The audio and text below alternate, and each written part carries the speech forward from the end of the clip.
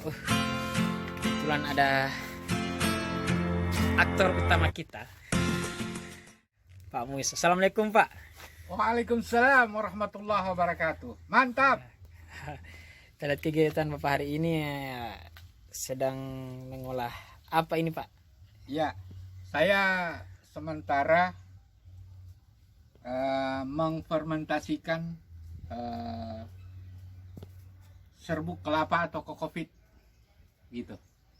Oh iya. Kalau bisa saya tanya, apa saja yang perlu dihindari, Pak, untuk pembudidayaan tanaman vanili? Ya, baik. Yang awal dulu ya. Assalamualaikum warahmatullahi wabarakatuh. Waalaikumsalam warahmatullahi wabarakatuh. Salam sejahtera untuk kita semua.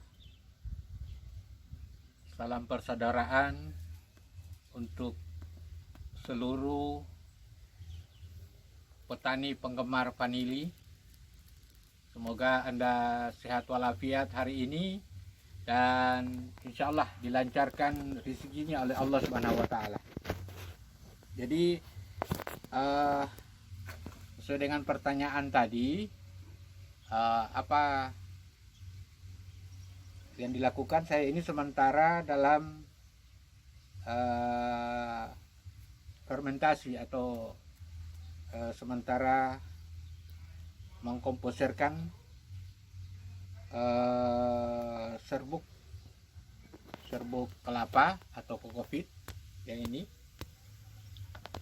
Jadi untuk bahan komposernya, jadi saya menggunakan air ini kurang lebih 50 liter air, kemudian dicampur dengan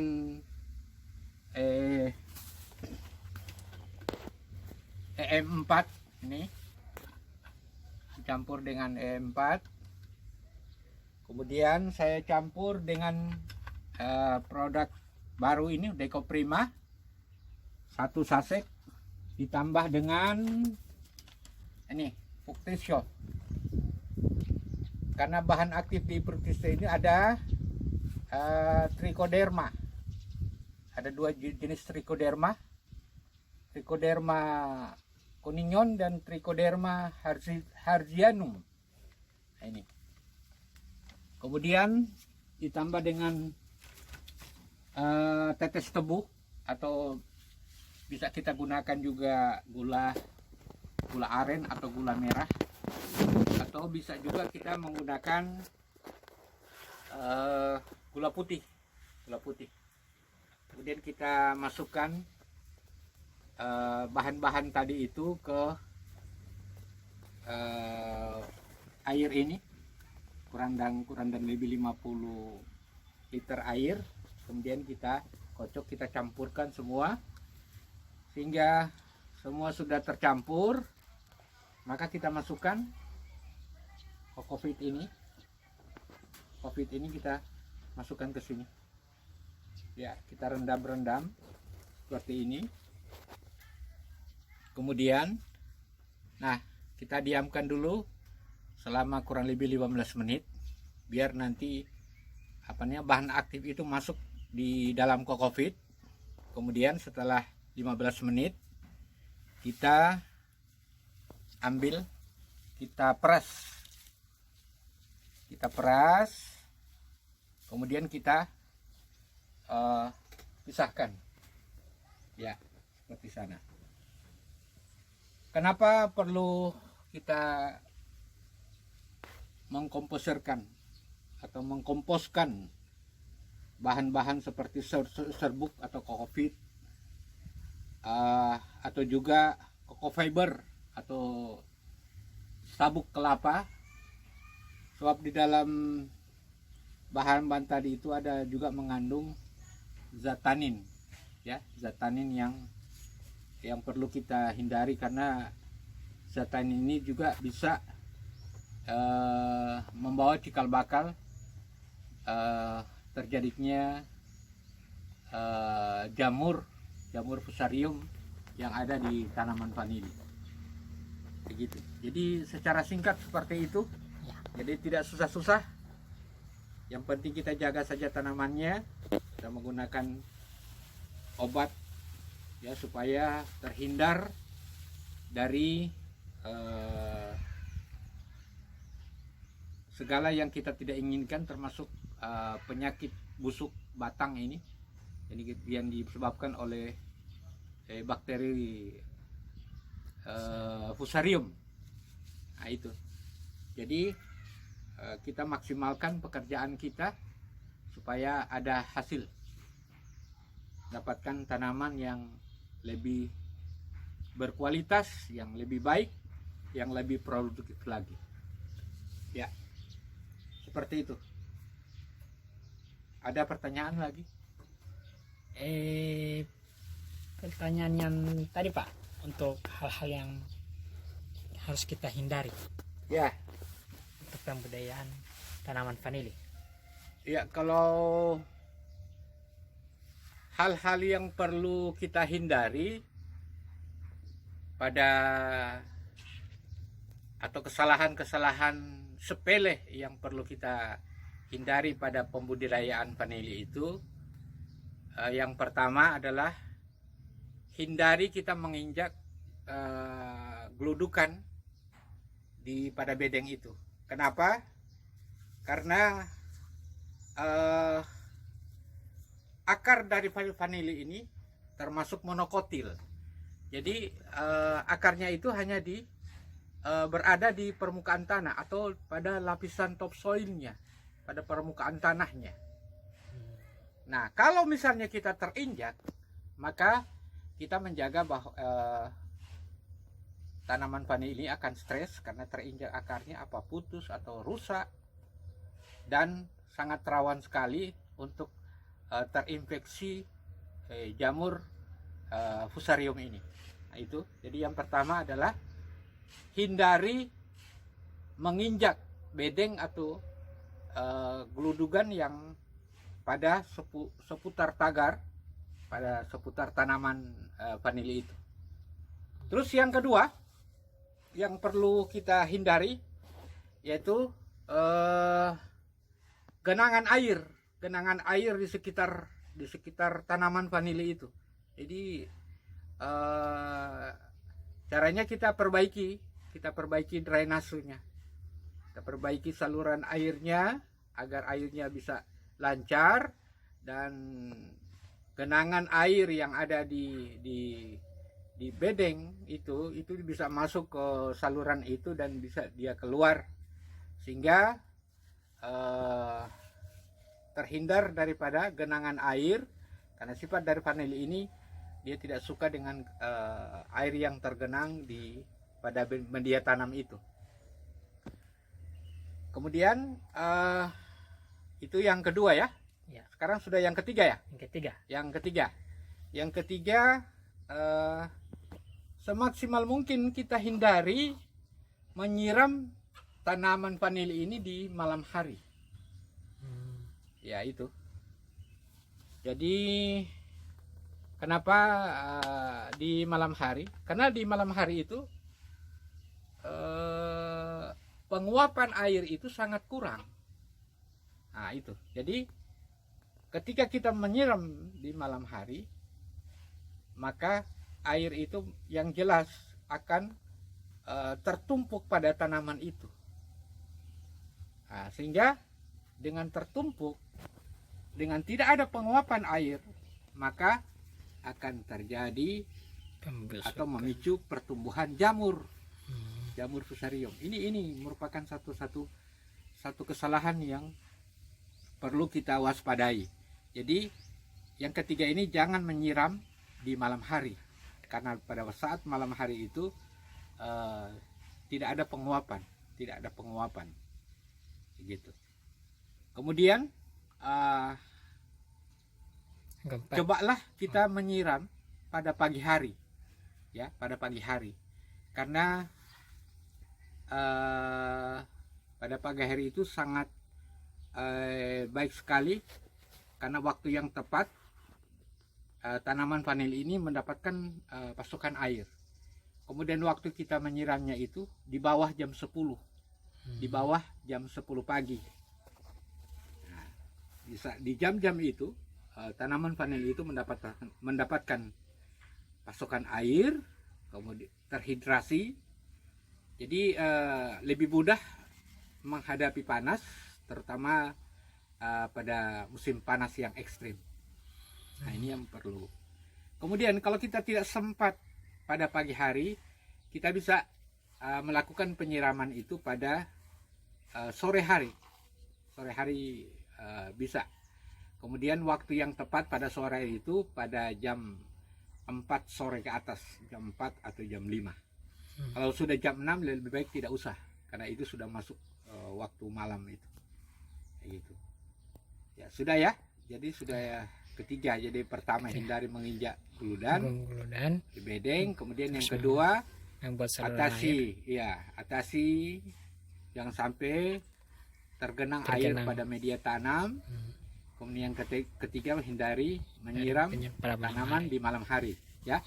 Kemudian yang keempat yang perlu kita hindari, jangan menggunakan sabuk kelapa atau menggunakan kokopit yang masih muda, ya. Jadi jangan kita menggunakan sabuk kelapa yang masih muda, ya, yang baru jatuh dari pohon kita belah kemudian kita gunakan untuk kita letakkan di tanaman, di seputar tanaman vanili itu.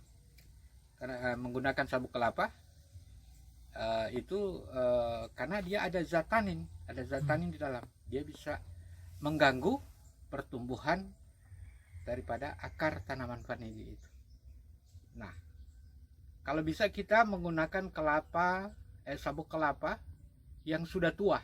Artinya yang sudah tua itu yang sudah lama terdiam, sudah terkena sinar matahari dan hujan itu. Itu yang sudah lama. Jadi dia sudah agak kelihatan sudah agak kecoklatan, agak mengering gitu. Kemudian sabuk kelapa itu kalau bisa kita komposkan yang seperti yang saya lakukan ini sabuk. Jadi untuk pertama kita menggunakan dulu kokopit yang kita komposkan dulu, kemudian besoknya kita akan lanjutkan dengan mengkomposkan sabuk kelapa. Nah, ini yang kita akan gunakan untuk kita letakkan pada tanaman vanili ini. Nah, itu yang keempat. Dan yang kelima, jangan kita menggunakan pupuk kandang yang masih mentah, atau yang belum waktunya terfermentasi dengan baik, kayak gitu. Jadi itu yang perlu kita hindari. Pupuk kandang yang masih mentah itu dia mengandung amonia yang sangat tinggi, kayak gitu. Jadi pupuk kandang yang masih mentah itu dia mengandung amoniak yang sangat tinggi, yang dapat membakar tanaman vanili itu, gitu. Sehingga bisa juga kita karena dia sudah mulai mengering, maka jamur Fusarium masuk sehingga gagal lah.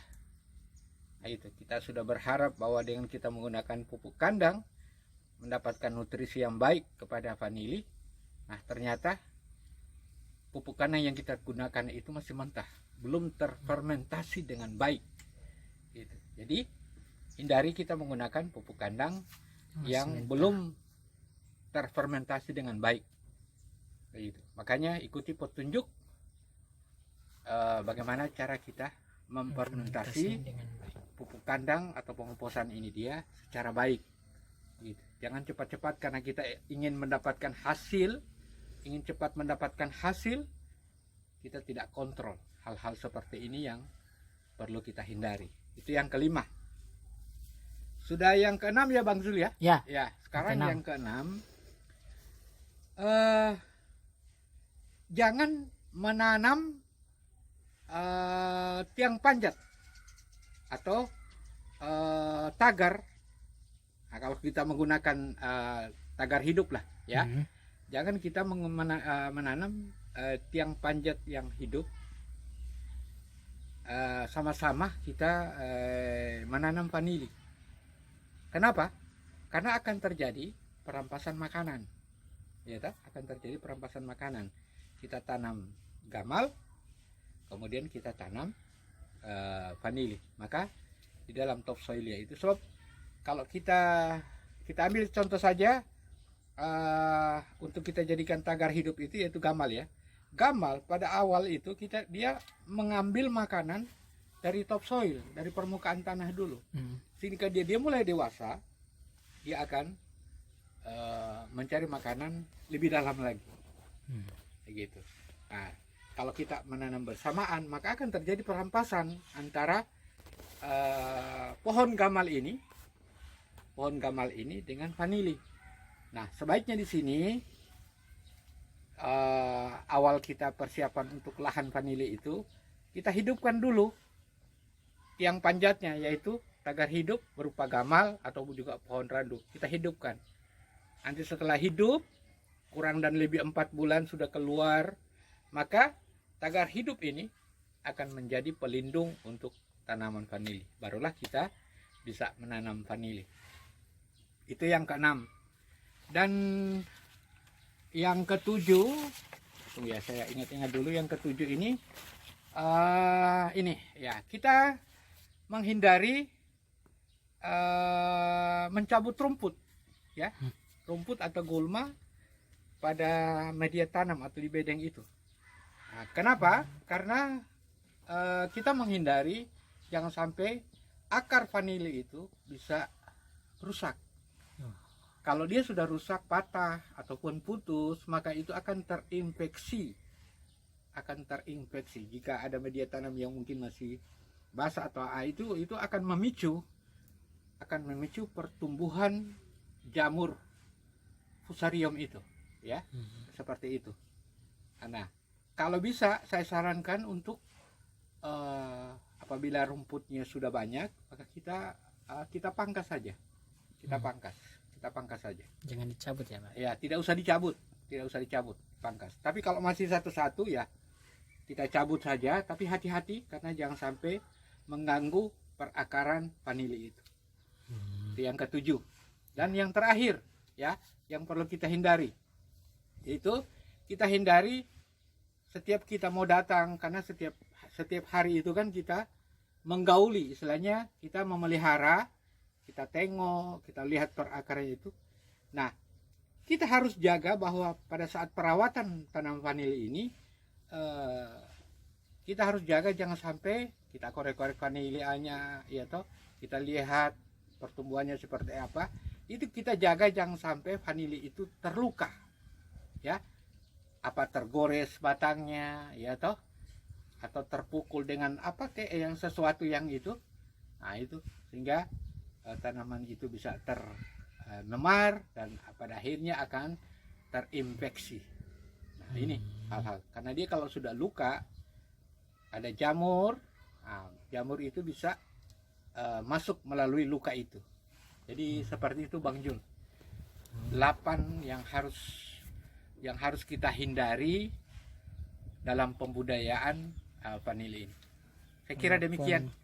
Sepele ya Pak. Ya. Sangat penting untuk pembudidayaan tanaman vanili. Ya. Jadi saya evaluasi kembali poin-poinnya saja untuk 8 hal sepele tadi yang harus kita hindari untuk tanaman vanili. Yang pertama yaitu hindari menginjak gelundukan atau bedengan. Ya Pak, betul? Ya. Dan yang kedua, jangan menyiram tanaman vanili pada malam hari. Ya. Dan yang ketiga, membuat saluran air agar tanaman vanili jangan sampai tergenang. Ya, penyebabnya yang sudah dijelaskan tadi. Dan yang keempat, jangan menggunakan sabut kelapa yang masih muda. Saya hanya menerangkan kembali tentang poin-poinnya saja. agar kita bisa ingat kembali.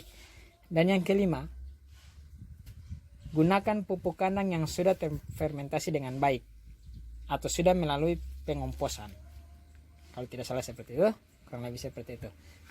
Selanjutnya, yang keenam, jangan menanam tiang tagar hidup pada vanili secara bersamaan. Maksudnya Pak, bagaimana tuh Pak?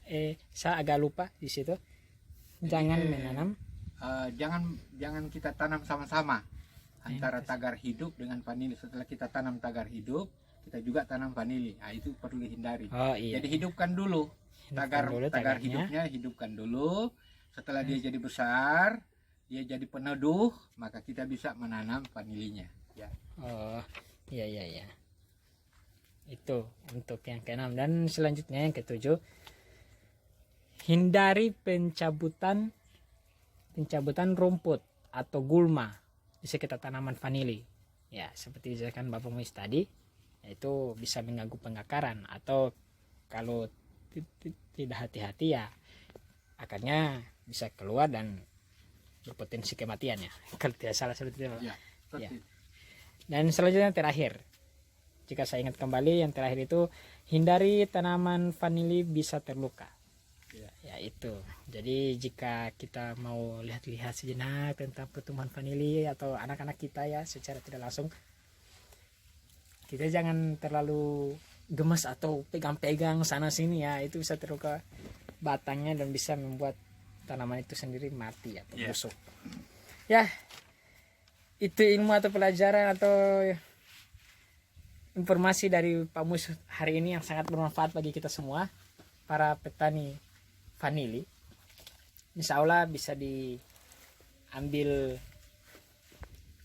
pelajaran dan faedahnya sebagai kedepannya kita bisa sukses bersama Bapak Muis. Saya terima kasih, salam, semangat, Mantap.